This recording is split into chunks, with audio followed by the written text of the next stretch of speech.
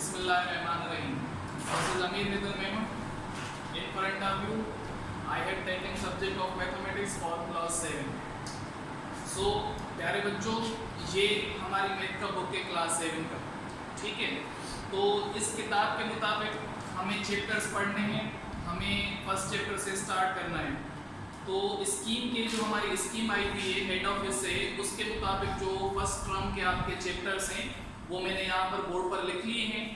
तो हम अपने चैप्टर नंबर 1 से स्टार्ट करेंगे और वो जो आपके फर्स्ट टर्म के चैप्टर्स हैं वो चैप्टर्स कुछ इस तरह से हैं कि चैप्टर नंबर 1 से स्टार्ट किया हुआ है operations on sets, second chapter से चैप्टर है रेशनल नंबर्स, थर्ड है आपका decimal number, squares and square root, exponents, direct and inverse variation, उसके बाद है फाइनेंशियल अरिथमेटिक, अलजेब्रिक एक्सप्रेशंस और आपके फर्स्ट टर्म का जो लास्ट चैप्टर है वो है आपके पास अलजेब्रिक आइडेंटिटीज। सो ये हमने मेरा फाउंडेशन कॉलेज नौशहरा फेरोज ने ये ऑनलाइन सिस्टम मतलब कि ये लेक्चर रिकॉर्डिंग का सिस्टम स्टार्ट किया है, जो हमारा यूट्यूब पे चैनल बना हुआ है, ग्रुप में मैंने शेयर कर दिया है, आप सब उसको सब्सक्राइब करें। इंशाल्लाह आज या कल से हमारे ये जो लेक्चर्स हैं रिकॉर्डेड लेक्चर्स ग्रुप पे आ जाएंगे, जो चैनल है यूट्यूब पे उस पे आ जाएंगे। मजीद आपको जो स्टार्ट करेंगे चैप्टर नंबर 1 वो अभी से मतलब कि जो होगा यूट्यूब पे चैनल उस पे आ जाएगा रिकॉर्डेड लेक्चर, तो आप वहां से आराम से उसको कॉन्सेप्ट गेट कर सकेंगे। तो अभी हम स्टार्ट कर रहे हैं चैप्टर नंबर 1 से। चैप्टर नंबर 1 है हमारे पास ऑपरेशंस ऑन सेट। सेट आपने क्लास 6 में भी पढ़ा, क्लास 7 में अभी पढ़ेंगे आप, क्लास 8 में भी ये पहला ही चैप्टर है सेट। मैट्रिक में जाएंगे फिर भी आपको ये सेट वाला पहला चैप्टर ही मिलेगा। फर्स्ट ईयर क्लास में जब पहुंचेंगे आपको फिर भी आपको ये इवन आपको यूनिवर्सिटी तक जो मैथमेटिक्स के डिपार्टमेंट्स हैं उनमें भी ये सेट्स की कॉन्सेप्ट बताया जाता है। बेसिकली जो ये सेट हैं हमारे पास 6 में, 7 में, 8 में, ये बेसिकली हमारे पास सेट थ्योरीज हैं। मतलब ये जो हम चैप्टर नंबर 1 स्टार्ट कर रहे हैं, चैप्टर नंबर 1 है हमारे पास ऑपरेशंस ऑन सेट्स। ये बेसिकली हमारे पास सेट थ्योरीज हैं। अगर आप गूगल पे सर्च करेंगे सेट थ्योरीज तो आपको सेम टॉपिक्स मिलेंगे जो कि आपके 7th क्लास के बुक में पढ़े हुए हैं। तो स्टार्ट कर रहे हैं हम सेट की डेफिनेशन से। आपके जो चैप्टर नंबर 1 है पेज नंबर 6 पे, उस पे आपका पहला चैप्टर लिखा हुआ है ऑपरेशंस ऑन सेट। तो यहां से हम स्टार्ट कर रहे हैं डेफिनेशन से। डेफिनेशन आपके बुक के अकॉर्ड जो डेफिनेशन लिखी हुई है वो डेफिनेशन ये लिखी हुई है कि डेफिनेशन ऑफ सेट यहां पर मैं लिख रहा हूं, डेफिनेशन ऑफ सेट। तो बुक में जो डेफिनेशन लिखी हुई है उसी को हम कंटिन्यू कर रहे हैं, उसी को कॉन्सेप्ट गेट कर रहे हैं हम कि set is a collection of well-defined and distinct objects. Set is a collection of well-defined and distinct objects. In this definitions, there are 3 terms which we have to understand. There are 3 terms. First term is well defined, second is distinct, and third term is object. There are 3 terms which we have to understand. जब तक ये तीनों term हमारी समझ में नहीं आएंगे तब तक हम सेट की डेफिनेशन को क्लियर नहीं कर सकेंगे। तो पहला जो टर्म बताया जा रहा है collection, it means it's a group, it's a set. Second term जो है इसमें वो है well defined. What do you mean by well defined? Well defined किसको कहा जाएगा, किस तरह से well defined को समझेंगे हम, ठीक है। तो well defined का यहाँ पर मैं एक एग्जांपल के तहत आपको समझाना चाह रहा हूँ। यहाँ पर मैं एक एग्जांपल लिख रहा हूँ, a is equals to 1 2 3। ये एक सिंपल एग्जांपल लिखा है मैंने सेट का well defined को समझने के लिए, सिर्फ टर्म well defined को एक्सप्लेन करने के लिए। क्या मतलब है वेल डिफाइंड का? यहां पर देखें सेट का जो नाम लिखा हुआ है ए लिखा हुआ है और उसके जो एलिमेंट्स हैं, उसके जो मेंबर्स हैं वो है 1 2 3, ठीक है। इसका मतलब ये कि 1 भी बिलोंग कर रहा है ए से, 2 भी बिलोंग कर रहा है ए से, 3 भी बिलोंग कर रहा है ए से। 1 भी ए सेट का मेंबर है, 2 भी ए सेट का मेंबर है, 3 भी ए सेट का मेंबर है। मतलब ये तीनों टर्म क्या कर रहे हैं, डिफाइन कर रहे हैं सेट ए को। ये तीनों मेंबर्स इंडिविजुअली 1 बाय 1 ए को रिप्रेजेंट कर रहे हैं कि ये पहला मेंबर भी किसी सेट का। अगर मैं यहां पर लिखूं 4 belongs to A, 4 belongs to A, 4 तो इसमें है ही नहीं। 4 जब एलिमेंट इसका नहीं है तो मतलब कहेंगे कि इट्स नॉट बिलोंग्स टू ए, मतलब ये टर्म वेल डिफाइंड नहीं है। वेल डिफाइंड किस तरह से होगा कि जिस सेट में जो मेंबर्स हैं वो उसी सेट को रिप्रेजेंट करें, उसी को डिफाइन करें, तभी हम कंसीडर करेंगे कि सेट जो मिला हुआ है हमारे पास वो वेल डिफाइंड है। सेकंड टर्म है डिस्टिंक्ट। सेट की एक सिंपल प्रॉपर्टी होती है कि डिस्टिंक्ट मतलब हम अक्सर कहते हैं कि सेट में रिपीटेड डिजिट्स अलो नहीं होते, कि आप बार बार एक ही नंबर रिपीट करते चलें, ये सेट में अलो नहीं होता। ये सेट की एक प्रॉपर्टी दी हुई है कि there is no repetition in elements in set. तो यहां पर अगेन मैं एक एग्जांपल लिख रहा हूं, ए बी सी, ठीक है। ए बी सी एक एग्जांपल आ गया हमारे पास। अब देखें ए को ही रिप्रेजेंट कर रहा है, बी को ही रिप्रेजेंट कर रहा है, सी हमारे पास सी को ही रिप्रेजेंट कर रहा है, ठीक है। मतलब हर एलिमेंट की अलग आइडेंटिफिकेशन है, हर एलिमेंट एक दूसरे से अलग है। यहां पर ऐसा नहीं लिखा हुआ कि ए बी बी सी सी, इस तरह से तो नहीं लिखा हुआ कि ए आपने रिपीट करके लिखा है, बी आपने रिपीट करके लिखा है, सी आपने अगेन रिपीट करके लिखा है। ए 2 टाइम्स आया है, बी भी 2 टाइम्स, सी भी 2 टाइम्स। तो ये डिस्टिंक्ट प्रॉपर्टी को सेटिस्फाई नहीं करता। सेट की जो डेफिनेशन बताई जा रही है कि सेट्स के जो एलिमेंट्स हों वो डिस्टिंक्ट हों। यहां पर देखें सिमिलरिटी आ गई, अगेन सिमिलरिटी, अगेन यहां पर सिमिलरिटी आ गई टर्म्स में। तो ये डिस्टिंक्ट होने का मतलब ये है कि हर एलिमेंट की रिप्रेजेंटेशन अलग होनी चाहिए। सेट के एलिमेंट्स की, सेट के मेंबर्स की, सेट के ऑब्जेक्ट्स की रिप्रेजेंटेशन क्या होनी चाहिए, अलग होनी चाहिए। तो ये सिंपली था कि डिस्टिंक्ट मतलब कि सेट में रिपीटेशन अलो नहीं होती। एक और एग्जांपल लेते हैं, वाटर सेट, ठीक है। वाटर सेट में क्या आता है, जग और गिलास आते हैं। ये W से मैं इसको लिख रहा हूं, ये जग और ये गिलास। लेकिन कंसीडर किसको करते हैं हम, एक जग होता है वाटर सेट में और 6 गिलास होते हैं। एक जग होता है और 6 गिलास होते हैं। तो ये बेसिकली डिस्टिंक्ट हो गए, मतलब आपने जग एक था तो एक दफा लिखा, 6 गिलास थे तो आपने हर गिलास को अलग अलग तो नहीं करके लिखा ना। जैसे यहां से अगर लिखूं मैं तो ये गिलास, फिर दूसरा गिलास, फिर तीसरा। तो ये रिपीटेशन के लिए मना किया गया है कि सेट में क्या होने चाहिए, डिस्टिंक्ट एलिमेंट होने चाहिए। बार बार वही एलिमेंट आप रिपीट ना करें, ठीक है। ये एक खास प्रॉपर्टी है सेट की जिसमें ये होता है कि डिस्टिंक्ट वर्ड को भी एक्सप्लेन करती है और आमतौर पर ये प्रॉपर्टी भी बताई जाती है कि सेट में क्या होती है, रिपीटेशन अलो नहीं होती। इस वजह से आपने क्या लिखा, अगर कोई टर्म 6 टाइम्स है तो आप 6 डिजिट लेकर उसको रिप्रेजेंट करें, बार बार 6 ना लिखें तो ये क्या हो जाएगी, या बार बार ग्लास ना लिखें तो ये बेसिकली रिपीटेशन हो जाएगी। अगेन एक लास्ट टर्म आ रहा है ऑब्जेक्ट। अब ऑब्जेक्ट्स क्या होते हैं, ऑब्जेक्ट्स बेसिकली सेट के मेंबर्स होते हैं, सेट के एलिमेंट्स होते हैं, सेट की फैमिली होती है। कि जिस तरह से 1 2 3 लिखा हुआ है, these are called objects of the sets, these are called elements of the set। ABC ये एलिमेंट्स हैं, ये ऑब्जेक्ट्स कहलाएंगे, ठीक है। ये एक जग और 6 गिलास, ये एक जग और 6 गिलास, ये ऑब्जेक्ट्स हैं। ऑब्जेक्ट सेट के कोई भी हो सकते हैं, नंबर्स ले लें, ABC के लेटर्स ले लें, सिंबल्स ले लें। जिस तरह से आप साइंस में पढ़ते होंगे अल्फा बीटा गामा, या आगे जाकर आप ऊपर वाली क्लासेस में फिजिक्स में, केमिस्ट्री में ये सिंबल्स पढ़ेंगे, या ऊपर इंटर की क्लासेस में ये सिंबल्स बहुत यूज होती है, या अक्सर हम 6th क्लास में पाई की सिंबल यूज करते थे। तो इस तरह की सिंबल भी सेट में आ सकती हैं, ठीक। तो ये था सिंपली आपको डेफिनेशन का कॉन्सेप्ट देना। अगेन सुन लें कि सेट क्या है, set is a collection projection of well defined and distinct objects. Well defined को भी आपने समझ लिया कि हर एलिमेंट उस सेट को रिप्रेजेंट कर रहा है, ठीक है। डिस्टिंक्ट का भी मतलब आपको समझ में आ गया कि रिपीटेशन अलो नहीं होगी सेट पे। अगर किसी भी सेट में रिपीटेशन है हम उसको सेट कंसीडर नहीं करेंगे।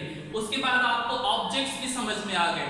ऑब्जेक्ट्स मतलब कि जो सेट के एलिमेंट्स हैं, जो सेट के मेंबर्स हैं, वो उसको क्या करेंगे, ऑब्जेक्ट कंसीडर करेंगे, ठीक। ये थी सिंपली आपके पास सेट की डेफिनेशन। उसके बाद है नेक्स्ट जो आपके पेज नंबर 7 पे किताब में कि सेट को रिप्रेजेंट किस तरह से करेंगे, रिप्रेजेंटेशन ऑफ सेट। यहां पर इतना क्लास 7 की बुक में रिप्रेजेंटेशन आपको इतनी डिटेल में नहीं दी हुई, आप 6 में डिटेल में पढ़ के आए हैं। तो यहां पर हम आपको सिंपली हाईलाइट कर रहे हैं। आपके पेज नंबर 7 पे अपनी किताब पर भी हाईलाइट किया हुआ है सेट की रिप्रेजेंटेशन को। तो basically there are 3 ways to represent a set. There are 3 ways to represent a set. Set को रिप्रेजेंट करने के, शो करने के, लिखने के 3 तरीके हैं। पहला है आपके पास डिस्क्रिप्टिव फॉर्म। डिस्क्रिप्टिव फॉर्म या डिस्क्रिप्टिव मेथड बोल रहे हैं आप उसको, या डिस्क्रिप्टिव वे बोल रहे हैं आप इसको, ठीक है। अब इस डिस्क्रिप्टिव फॉर्म में क्या होता है, डिस्क्रिप्टिव जो वर्ड है ये डिस्क्राइब से निकला हुआ है। डिस्क्रिप्टिव जो वर्ड क्या हुआ है, डिस्क्राइब से, मतलब आप कोई चीज एक्सप्लेन कर रहे हैं, आप कुछ चीज एक्सप्रेस कर रहे हैं, शो कर रहे हैं, डिस्क्राइब कर रहे हैं इन अदर टर्म्स। तो यहां पर एक एग्जांपल के तहत आपको मैं ये डिस्क्रिप्टिव फॉर्म समझा रहा हूं कि A is equal to all letters of English alphabet। English alphabet के सारे लेटर्स, ये क्या किया हमने, ये डिस्क्राइब किया, ये एक्सप्रेस किया हमने, ये बेसिकली हमने शो किया कि ABC अल्फाबेट के जितने भी लेटर्स हैं वो सारे इस ब्रैकेट में आएंगे। इट मींस हमने क्या किया है, इन रिटन फॉर्म आपको एक्सप्लेन करके दिया है, लिख के दिया है, एक स्टेटमेंट में लिख के दिया है। तो बेसिकली डिस्क्रिप्टिव फॉर्म आपका स्टेटमेंट के तहत ही आएगा कि आप कोई भी स्टेटमेंट उठाएं, उसको ब्रैकेट्स में बंद करके लिखें, इक्वल की निशानी दें, सेट का नाम लिखें, तो ये बेसिकली शो करता है डिस्क्रिप्टिव फॉर्म को। इसकी एक्सरसाइज में भी क्वेश्चंस थे, क्लास 6 में भी और यहाँ पर क्लास 7 में भी हैं कुछ क्वेश्चन जो आपको क्या करने हैं, कंसीडर करने हैं। अगेन दूसरा फॉर्म आता है टेबुलर फॉर्म। सेट का जो दूसरा लिखने का तरीका है टेबुलर फॉर्म, या इसको आप कंसीडर करें टेबुलर वे या टेबुलर मेथड। इसको किस तरह से समझेंगे, बेसिकली ये जो टेबुलर फॉर्म है, टेबुलर वे है, टेबुलर मेथड है, टेबल से निकला हुआ है। और टेबल्स में क्या आते हैं, टेबल्स में नंबर्स आते हैं। टेबल में क्या आते हैं, टेबल में नंबर्स आते हैं हमारे, जैसे आप 2 की टेबल पढ़ते हैं, 3 की टेबल, 4 की टेबल, इस तरह से उन टेबल्स में नंबर्स आते हैं। तो यहाँ पर टेबुलर फॉर्म भी क्या कर रहा है, नंबर्स को रिप्रेजेंट कर रहा है। मतलब ये सेट के लिखने का ऐसा तरीका है और इसको कहा जाता है most familiar method. Most familiar method of set, ये बहुत यूज करता हुआ मेथड है। डिस्क्रिप्टिव फॉर्म इतना यूज नहीं होता, आगे जो हम थर्ड फॉर्म पढ़ेंगे सेट बिल्डर फॉर्म, वो भी इतना यूज नहीं होता। बेसिकली आपके पास जो है सेट बिल्डर फॉर्म, वो टेबुलर फॉर्म जो है, सॉरी टेबुलर फॉर्म, ये मोस्ट फेमिलियर है आपके पास, ये बहुत ज्यादा यूज होता है आपके पास, ठीक है। तो इस टेबुलर फॉर्म को कंसीडर कर रहे हैं। अगेन एक एग्जांपल लिख रहा हूं कि यहां इसी स्टेटमेंट को उठा लें हम, जो डिस्क्रिप्टिव फॉर्म में लिखी हुई है, A is equals to bracket A B C up to X Y और Z, ठीक है। टेबुलर फॉर्म को लिखने का तरीका क्या, कि आप सेट का नाम लिखेंगे कैपिटल ABC में, अगेन इक्वल की सिंबल देंगे, कर्ली ब्रैकेट स्टार्ट करेंगे और हर ऑब्जेक्ट के बाद आपने क्या लगानी है, कामा लगानी है। टेबुलर फॉर्म लिखने का तरीका ये कि हर ऑब्जेक्ट के बाद कामा, जब ऑब्जेक्ट खत्म हो जाएंगे तो हम क्या करेंगे, कर्ली ब्रैकेट को ओवर कर लेंगे, कर्ली ब्रैकेट क्या कर लेंगे, क्लोज कर लेंगे। तो ये बेसिकली था हमारे पास टेबुलर फॉर्म। या एक और एग्जांपल इसका लिख लेते हैं, natural number, set of natural number 1 2 3 4 up to infinite. ये सेट ऑफ नेचुरल नंबर 1 से स्टार्ट हो रहे हैं, चलते जा रहे हैं। मतलब नंबर्स में कोई चीज रिप्रेजेंट हो, लेटर्स में रिप्रेजेंट हो, हर एलिमेंट के बाद कामा आए, कर्ली ब्रैकेट हो, इक्वल के सिंबल हो, सेट का नाम लिखा हुआ हो, तो इस तरीके को सिंपली कहा जाता है टेबुलर फॉर्म। यहाँ पर कन्वर्जन भी होती है। किस तरह से कन्वर्जन? जैसे डिस्क्रिप्टिव फॉर्म में कोई स्टेटमेंट लिखी हुई थी, आपने उसको टेबुलर फॉर्म में कन्वर्ट कर दिया। अब यहाँ पर कोई स्टेटमेंट अगर टेबुलर फॉर्म में लिखी हुई है तो आप क्या करेंगे, उसको अगेन डिस्क्रिप्टिव फॉर्म में कन्वर्ट कर सकते हैं। तो ये बेसिकली दो मेथड थे आपके पास। तीसरा मेथड है आपके पास सेट बिल्डर फॉर्म। तीसरा जो मेथड है सेट का, सेट की रिप्रेजेंटेशन का, वो है आपके पास सेट बिल्डर फॉर्म, या जिसको आप सिंपली सिंपल मेथड भी कहते हैं, सेट बिल्डर फॉर्म। ये थर्ड वे है, तीसरा तरीका है सेट की रिप्रेजेंटेशन का। तीसरा तरीका है आपके पास सेट बिल्डर फॉर्म। ठीक है, अगेन सेट बिल्डर फॉर्म में क्या करना है हमें, सेट बिल्डर फॉर्म को समझने से पहले आपको कुछ सिंबल्स याद करनी पड़ेंगे।